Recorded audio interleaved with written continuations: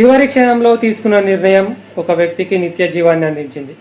ఇంతకీ ఆ వ్యక్తి ఎవరంటే యేసుక్రీస్తు ప్రభువారితో పాటు ఇద్దరి దొంగలను కుడివైపున ఒకరిని ఎడమ వైపున ఒకరిని సిలువకేస్తే అందులో ఒక దొంగ రక్షణ పొందినట్లుగా, అప్పటికప్పుడే మారు మనసు పొందినట్లుగా మనం చూస్తున్నాం.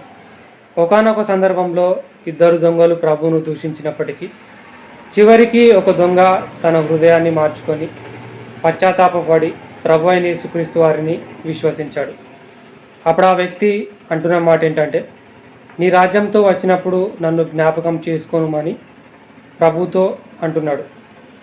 అప్పుడు ప్రభు అతనికి ఏమని సమాధానం ఇస్తున్నాడంటే, లూకాసు వార్త 23వ అధ్యాయం 43వ వచనం, నేడు నీవు నాతో కూడా పరదైసులో నుండు అని నిశ్చయముగా నీతో చెప్పుచున్నానని ప్రభు అతనితో అంటున్నాడు.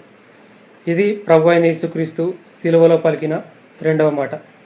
ఇంతకీ ఈ రెండవ మాట మనకి ఏం తెలియజేస్తుందంటే, అప్పటికప్పుడే ఒక వ్యక్తికి రక్షణ కలిగినట్లుగా, మొదట దూషించిన వ్యక్తే చివరికి రక్షణ పొందినట్లుగా ఈ రెండవ మాట మనకు తెలియజేస్తుంది. Thank you.